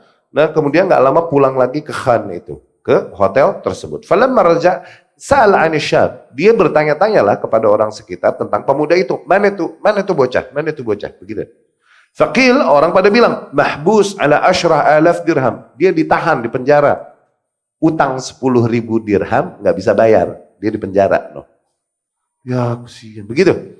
Fastadalla 'ala al-gharim. Akhirnya Abdullah ibn Mubarak mencari siapa yang punya utang, siapa yang dia utang, siapa yang piutangnya itu siapa. Oke? Dicari sama Abdullah ibn Mubarak, ketemu wazan lahu 10.000, ditimbang 10.000 tadi, 10.000 dirham, wa halafa an la yukhbir ahadan ma 'ash. Dan dia minta sumpah sama nih orang yang dibayar, awas, jangan bilang siapa-siapa bahwa aku yang ini. Selama aku masih hidup jangan kau sebut bahwa aku yang membayarkannya. Oke? فأخرج الرجل وصار ابن المبارك فلحقه الفتى على مرحلتين من الرقة. Akhirnya udah selesai, ditebus sama Abdullah bin Mubarak. Abdullah bin Mubarak ke hotel balik, terus melanjutkan perjalanannya. Ini anak muda dibebasin, bebas, udah bebas. Dia ke hotel, Abdullah bin Mubarak udah pergi, dikejar sama dia. Terus dia ketemu, ya Syekh, ya nih, karena dia cinta sama Abdullah bin Mubarak, sering duduk ngelayanin dan ngambil hadis. Ya? Abdullah bin Mubarak ketika dihampiri oleh anak tersebut, Dia berkata, ya fata, aina kunt? Dia pura-pura nggak tahu. Wahai bocah, wahai pemuda, aina kunt? Kemana wahai maneh? Gitu. Where have you been? Kemana aja engkau? Lam arak. Kok kemarin nggak ada sih di situ? Begitu. Pura-pura nggak tahu Abdullah bin Mubarak. Akhirnya dia berkata, ya Aba Abdurrahman, wahai Abu Abdurrahman, kuntu mahbusan bidain. Aku kemarin ditangkep, di penjara gara-gara utang. Begitu. Oh gitu. Kaifa khalas? Sekarang kok bisa bebas? Gimana ceritanya? Kalau ja rajulun faqadha daini. Iya, ada seseorang yang datang membayarkan hutang-hutangku. Gitu. Walam adri, tapi aku nggak tahu siapa orangnya. Gitu nih. Akhirnya kal fahmadillah. Ya udah, kalau gitu alhamdulillah. Alhamdulillah. Udah, pergi udah. Ini anak nggak tahu. Yang bayarin utang-utang yang bebasin dia 10.000 dirham itu Abdullah bin Mubarak. Sampai Abdullah bin Mubarak mati, baru dia tahu, oh dia yang bayarin begitu. Karena membayarkan hutang seseorang ini menghilangkan karab. Hutang ini aib dan karab. Iya kan? Kadang menjadi aib di siang hari, di malam hari jadi keresahan. Okay? Seringkali diminta bagi seseorang yang membantu mengatasi hati seorang muslim yang resah demikian karena hutang, ini keagungan yang besar. Nanti ada keutamaan sendiri tuh. Ada keutamaan sendiri itu nanti. Ya.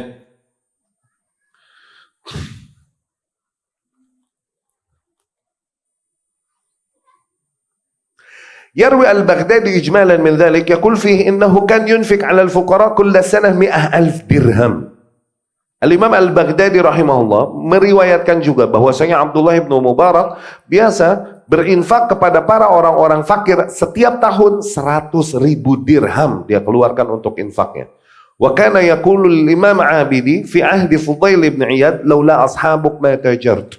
Dia berkata kepada Imam Abidi Fudail bin Iyad, oke? Kalau bukan karena para orang-orangmu, aku nggak mau dagang. Syuf. Abdullah bin Mubarak ini pedagang yang luar biasa sukses. Okay? Dan dia di waktu yang sama imam. Di waktu yang sama mujahid yang luar biasa. Yang jago perang luar biasa. Dia berkata sama Imam Abidi Fudail bin Iyad, kalau bukan karena murid-muridmu nih, aku nggak mau dagang. Dia menghidupi murid-muridnya. Nih, Sufyan ibn Uyainah rahimahullah. Okay?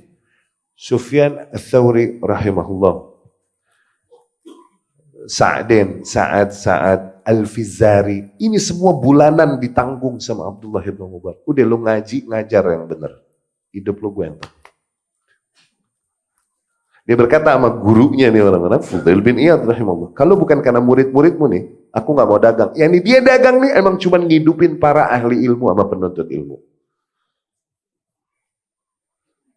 Tuh lihat, dia tahu keutamaan itu, sodakohnya, dan kemudian menyebarnya ilmunya. Tuh. Ya. Sampai Sufyan Ats-Tsauri berkata, "Innila ashtahi min umri kullah an akun sanah mithla Ibn al-Mubarak." Sesungguhnya aku nih pengen deh, dari seluruh usia hidupku, setahun aja aku kayak Abdullah bin Mubarak. Lam akdir, aku nggak mampu. Wala thalatha ayam, 3 hari deh aku mirip sama Abdullah bin Mubarak, nggak bisa gue. Segitunya Tsauri ngomong, dan dia imam Mekah. Iya, imam Mekah. Segitunya Abdullah bin Mubarak. Ultib, dia seringkali dicela dan dikritisi sama orang-orang. Kenapa?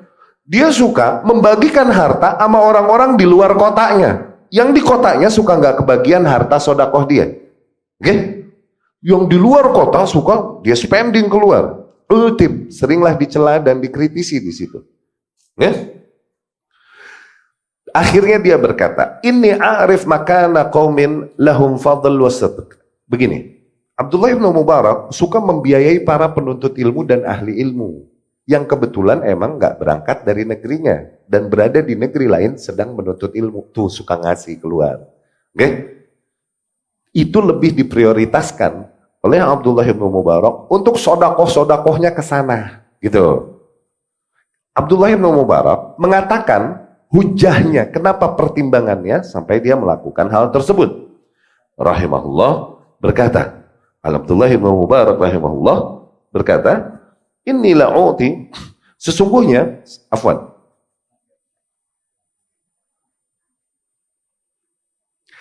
Aku mengetahui posisi kaum tersebut yang mereka memiliki keutamaan dan ketulusan. Talabul hadis. Mereka menyibukkan diri dengan menuntut ilmu hadis. Fa ahsanu talabah, dan mereka all out di dalam menuntut ilmu hadis lihajatin nasi ilaihim, karena memang para manusia membutuhkan hadis, yakni membutuhkan ilmu dan hidayah. Akhirnya mereka all out menuntut ilmu hadis untuk menyebarkannya di antara para manusia. Ihtaju. Dari situ para penuntut ilmu hadis ini mereka butuh karena nggak sempat mencari nafkah. Akhirnya mereka membutuhkan. Fa in taraknahum, apabila para penuntut ilmu ini kita biarkan mereka, doa ilmuhum, akhirnya hilanglah ilmu mereka. Wa in a'annahum, tapi apabila kita tolong mereka, penuhi kebutuhan mereka, bathu al-ilma li ummati Muhammad, niscaya mereka akan menyebarkan ilmunya di antara umat Muhammad sallallahu alaihi wasallam. Wala ilma ba'da nubuwah afdal min bathil ilm. Dan sungguh, wala a'lam minan nubuwah afdal min bathil ilm. Sungguh aku tidak mengetahui derajat yang lebih mulia setelah derajat kenabian daripada para ahli ilmu yang menyebarkan keilmuannya. Abdullah fikihnya. Nah. Kenapa dia spendingnya kepada para penuntut ilmu? Udah cukup, akhi, udah cukup, nggak usah diulang, udah cukup. Udah dibilangin kan? Udah dibilangin, udah cukup. Jadi berisik terusan, udah cukup. Ya? Wala a'lam ba'da nubuwah darajah. Aku nggak mengetahui setelah level kenabian derajat yang lebih mulia daripada level menyebarkan keilmuan. Ya?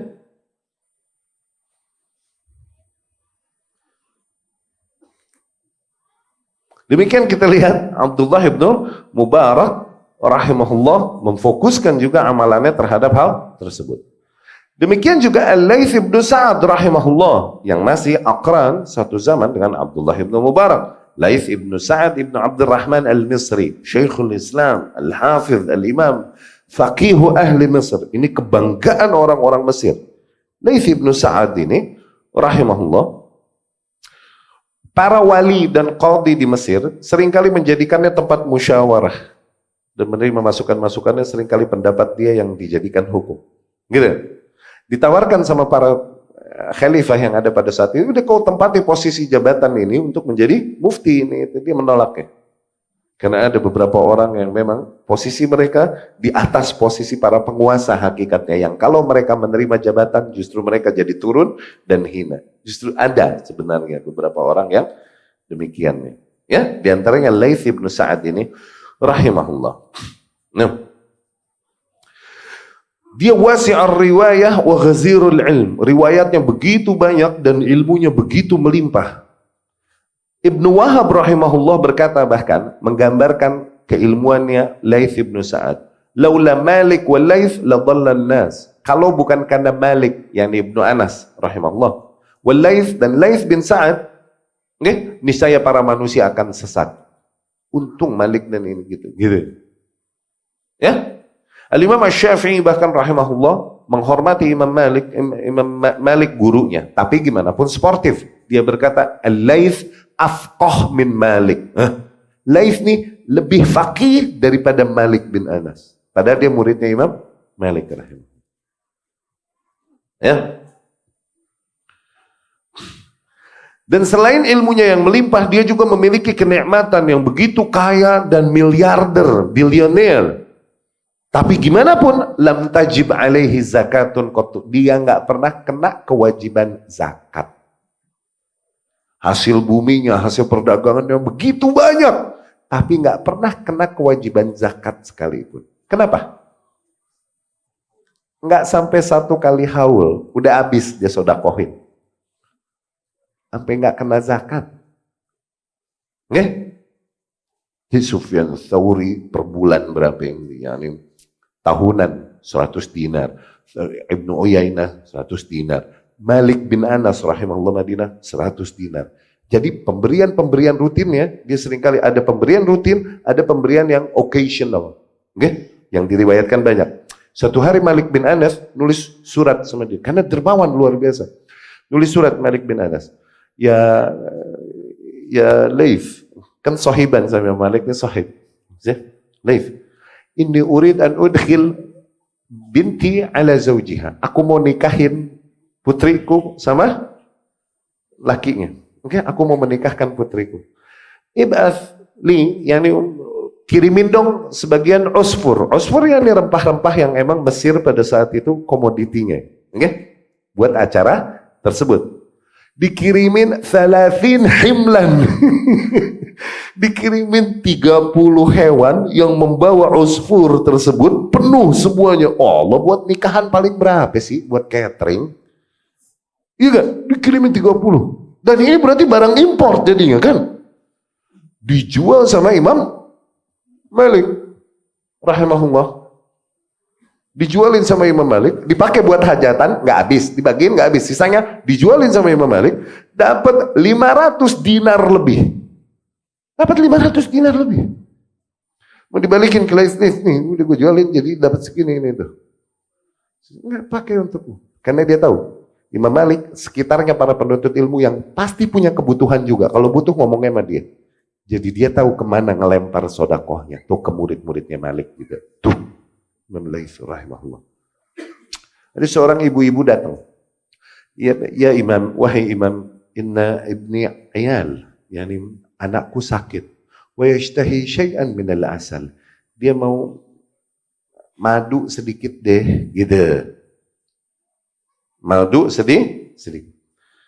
Oh kesian, ya Allah ya Syafiq. Langsung dia suruh para pegawainya. A'tiha 120 ritlan. Beri dia 120 liter. Sakit 120 liter loh. Keloladan loh. 120 liter. Berapa jerigen loh. Dibagi madu segitunya. Enggak, satu hari dia pergi ke kemana, ke haji ke Makkah, terus mampir ke Madinah. Zain, Imam Malik dengar, oh sahibnya datang nih, ya kan? Dia suruh anak buahnya, ya nih murid-muridnya, bawain nampan, ada rotob. Rotob nih buah-buah segar, kurma segar. Bawain deh buat Imam Malik. Nih bawain, tutup, bawa. Senampan, bawa. Terus mampirlah nih bocah ke Imam Malik. Ya Imam, nih dari Imam Malik nih. Oh ahlan wa sahlan. Ya, tunggu ya bentar ya. Diambil semua korma tersebut diambil. Zain, kebiasaan kita nih nggak balikin nampan kosong. Malu dong. Kita juga gitu kan? Iya kan? Dia isi nih nampan. Tapi isinya pakai dinar-dinar. Terus ditutup. Balikin ya, Malik. Dibawa lagi ke Imam Malik. Ya Imam, ini dari Imam Malik. Senampan loh. Dinar. Lihat begitu hina harta pada mereka yang tahu emang hakikat tersebut akhirnya. Ya.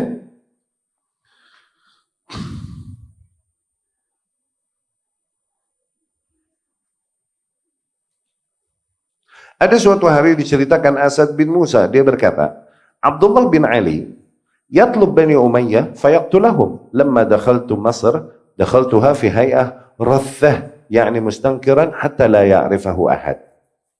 Asad bin Musa rahimahullah nih masih Bani Umayyah. Okay? Ketika Umayyah jatuh naik Abbasiyah, yang orang-orang Umayyah nih dikejar-kejar sama penguasa. Asad bin Musa akhirnya dia cerita, aku akhirnya masuk Mesir deh. Aku di Mesir, masuk Mesir pakai baju gembel-gembel, nyamar supaya nggak ketahuan bahwa aku dari Orde Lama nih, gitu. Nyamarlah jadi orang Yahanu gembel, pura-pura miskin. Okay? Fadakhaltu ala Laits. Kemudian aku dah hadir di tempatnya Laits bin Sa'ad. Falamma faragtu min majlisih, yakni ketika dia menyampaikan ta'limnya. Ketika kelar, kharaj, aku pun pergi darinya, udah langsung pergi dari majelisnya tersebut. Fatabi'ani khadimun lahu fi dahlizah. Tiba-tiba ada salah seorang pembantunya Imam Laits mengikutiku. Ada yang mengikutiku. Faqal ijlis hatta akhruj ilaik. Yang pembantunya nih pakai ini juga. Kalau orang besar nih dibawa pakai tandu begitu ya. Dan ketika ketemu Asad bin Musa, duduk kau, gitu.